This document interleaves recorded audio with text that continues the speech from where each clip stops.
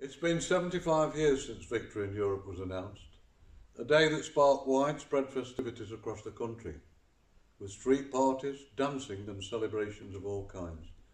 World War II was over in Europe.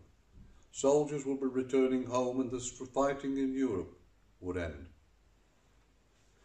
The war had been raging for 6 years.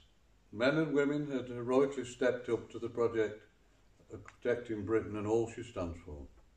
In a speech in 1940, it was Winston Churchill who said this famous line, "This was their finest hour."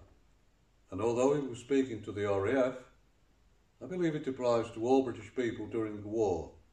They had the courage to do what was right, even though it would mean personal sacrifice. Their bravery meant that the Allies were victorious. Across the Borough of Broxtowe and the country, there were many celebrations planned for today to mark the 75th anniversary of VE Day.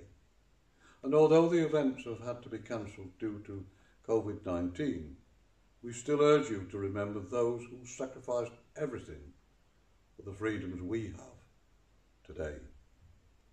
And I implore you to raise a glass at 3 p.m. for the nation's toast, or just take a moment to remember the bravery of those involved in World War II.